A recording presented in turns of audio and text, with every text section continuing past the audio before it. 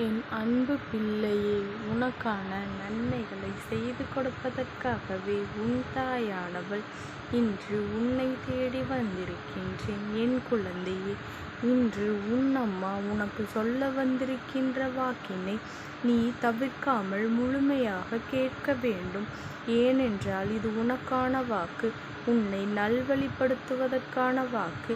என் குழந்தையே, உன் தாயானவள் தினம்தோறும் உனக்கு இந்த வாக்கினை உன் கண்ணில் படும்படி செய்து கொண்டிருக்கின்றேன் என்பதை நீ மறந்து விடாதே. என் குழந்தையே, உன்னோடு பேசிக்கொண்டு இருக்கின்றேன்.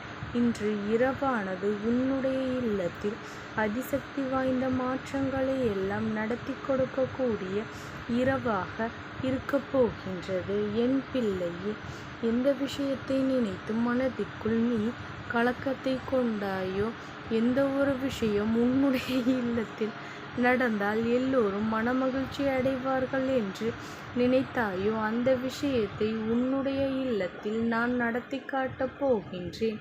என் குழந்தையே, அது மட்டுமல்ல, இந்த தாயானவள் உன்னுடைய இல்லத்தில் இருக்கின்ற ஒரு தீய சக்தியினை விரட்டி அடிக்கவும் போகின்றேன். நீ நினைக்கலாம், தீய சக்தி என்றால் யாரோ நம் இல்லத்திற்குள் ஏவிய செயல்கள் என்று. என் குழந்தையே, நான் இன்று வெளியில் அனுப்பப் போகின்ற தீய சக்தியானது அது போன்றது கிடையாது. உன் இல்லத்தில் இருக்கின்ற ஒருவரினுடைய மனம் முழுவதும் தீய எண்ணங்கள் மட்டுமே நிரம்பி வழிந்து கொண்டிருக்கின்றது. அவருக்குள் இருக்கின்ற அந்த தீய எண்ணங்களை நான் இன்று வெளியில் அடித்து விரட்டப் போகின்றேன். நாளைய விடியலிலிருந்து அவர் நேர்மறையான சிந்தனைகளை மட்டுமே தன்னுடைய மனதிற்குள் வைத்திருப்பார். எந்தவிதமான எதிர்மறை எண்ணங்களும் இல்லாமல் எல்லோருக்கும் நல்லது செய்ய வேண்டும், எல்லோரிடத்திலும் நல்ல வார்த்தைகளை பேச வேண்டும் என்று நினைக்கப் போகின்றார்கள். என் குழந்தையே, எப்பொழுதுமே எந்த செயலை செய்தாலும் அதற்கு முட்டுக்கட்டையாக நின்று கொண்டிருப்பார்கள். நீ எந்த காரியத்தை எடுத்து செய்வதாக இருந்தாலும் அதற்கு உடனடியாக எதிர்மறை வார்த்தைகளை தந்து கொண்டிருப்பார்கள். இவர்கள்தான் என் குழந்தையே, ஏதேனும் ஒரு நல்ல விஷயத்தை செய்ய தொடங்கிய பிறகும் கூட இவர்களினுடைய வார்த்தைகள் உன்னுடைய மனதில் கஷ்டத்தை மட்டுமே கொடுத்து கொண்டிருக்கும். நாம் எதற்கு இதை செய்ய வேண்டும் என்று நினைக்க தொடங்கி விடுவாய். அந்த அளவிற்கு அந்த காரியத்தை உன்னால் எதுவும் செய்ய முடியாது. என் குழந்தையே, உனக்கு கஷ்டங்களை கொடுத்து கொண்டிருந்த அந்த ஒருவரினுடைய மனதிலிருந்து அந்த தீய சக்தியை நான் எடுத்து வெளியே விரட்டப் போகின்றேன். என் பிள்ளையே, அவர்களுக்கு நல்ல மனது வேண்டும். அவர்களினுடைய மனதில் இப்படி தீய எண்ணங்கள் வரக்கூடாது என்று தானே நீ 2 வருடங்களாக என்னிடம் வேண்டுதல் வைத்து கொண்டிருக்கின்றாய். என் குழந்தையே, அவர்களுக்கு இந்த எண்ணங்கள் எங்கிருந்து வந்தது என்று ஒரு சந்தேகம் உனக்கு இருக்கின்றது. ஏனென்றால் முன்பெல்லாம் அவர்கள் இப்படி கிடையாது. ஆனால் இந்த 2 வருடங்களாக இவர்களின் எண்ணங்கள் அதிக மாற்றத்தை கொண்டிருக்கின்றது. இவர்கள் எதை செய்தாலும் அதில் எதிர்மறை எண்ணங்கள் தான் அதிகமாக இருக்கின்றது. இவர்களோடு 2 நிமிடம் பேசிவிட்டால் போதும், நம்முடைய எண்ணங்கள் கூட எதிர்மறையாக மாறிவிடும். நான் ஒரு செயலை செய்ய நினைத்து தொடங்கினாலும் அதை நம்மால் செய்ய முடியாமல் போய்விடும். என் குழந்தையே, நம்மால் செய்ய முடிக்கும் என்று நினைக்கின்ற காரியத்தை கூட செய்து முடிக்காதபடிக்கு நம்முடைய எண்ணங்களை மாற்றிவிடுவார்கள்.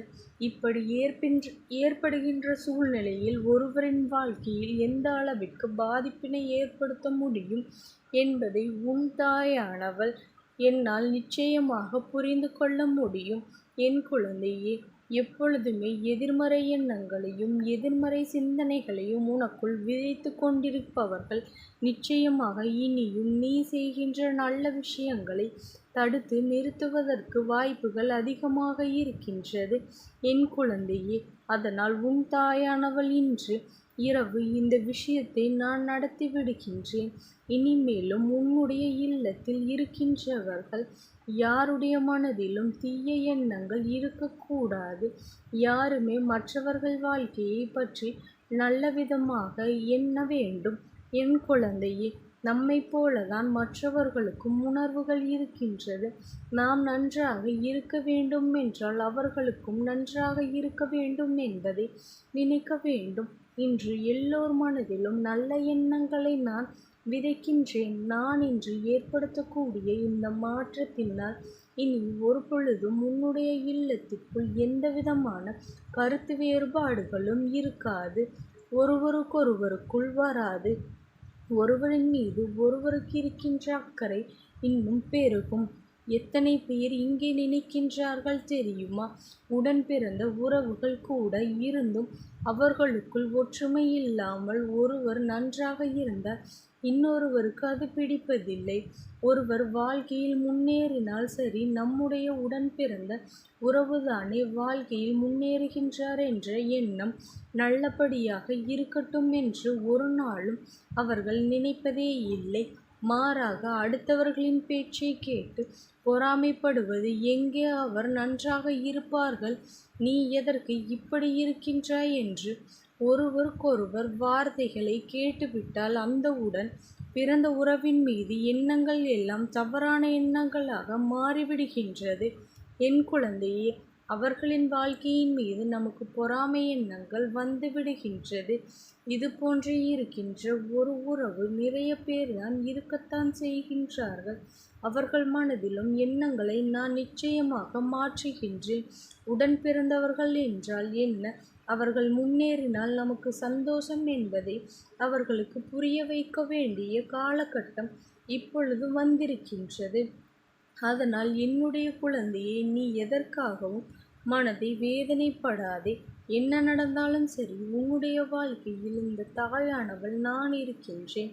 அவள் நம்முடைய குடும்பத்தின் ஒற்றுமைக்கு பொறுப்பெடுத்துக் கொள்வேன் என்பதை நீ மறந்து விடாதே. என் குழந்தையே, யார் என்ன சூழ்ச்சிகளை செய்தாலும் உன்னுடைய குடும்பத்தில் இருக்கின்றவர்களின் மனதில் கெட்ட எண்ணங்களை விதைக்க நினைப்பவர்களுக்கு நிச்சயமாக இந்த தாயானவள் சரியான பாடத்தினை ஒரு நாள் புகட்டி கொடுப்பேன் என்பதை நீ மறந்து விடாதே. என் குழந்தையே, நீ சில நேரம் செய்கின்ற செயல்களில் உனக்கு தோல்வி கிடைத்தால் உடன் என்ன நினைக்கின்றாய்? இவர்கள் பேசிய வார்த்தைகள்தான் இன்று நமக்கு இந்த நிலையை கொடுத்திருக்கின்றது. இவர்கள் சொன்னால்தானே நமக்கு வெற்றி கிடைக்காமல் போய்விட்டது என்று என் குழந்தை நீ நினைக்கின்றாய் அல்லவா? அந்த அளவிற்கு இவர்களினுடைய வார்த்தைகள் உன் மனதை ரணமாக்கி இருக்கின்றது. என் குழந்தையே, இனிமேலும் நீ இந்த அளவிற்கு ஒருவரின் வார்த்தைகளில் காயப்பட வேண்டிய சூழ்நிலை ஏற்படாது. அவர்கள் செய்த தவறுக்கான தண்டனை அவர்களுக்கு கிடைத்தே தீரும். என் குழந்தையே, நீ வேதனைப்படுவதை முதலில் நிறுத்திவிடு. இந்த தாயானவள் அவ்வளவு எளிதாக யாருக்கும் உதவி அல்லது யாருக்கும் எந்த ஒரு காட்சியையும் கொடுத்து விடுவது கிடையாது. என் குழந்தையே, ஏனென்றால் என் முன்னால் நிற்க வேண்டும் என்றால் அதற்கு சில தகுதிகள் இருக்கின்றது. என்ன தகுதிகள் தெரியுமா? நிறைய பொன் பொருள் வைத்திருக்க வேண்டும், நிறைய பொருள் வைத்திருக்க வேண்டும், நிறைய வசதி படைத்தவர்களாக இருக்க வேண்டும் என்பது நிச்சயமாக கிடையாது. அதற்கு ஒரு தகுதி எனக்கு வேண்டாம்.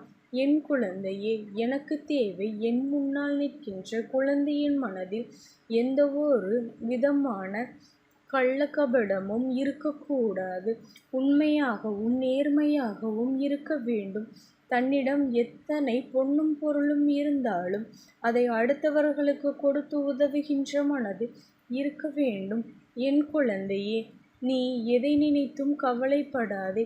இந்த தாயானவளின் உடைய அன்பும் ஆசீர்வாதங்களும் உனக்கு என்றைக்கும் முழுமையாக கிடைத்து கொண்டே இருக்கும். ஓம் சக்தி போற்றி. ஓம் ஆதிபராசக்தி போற்றி போற்றி.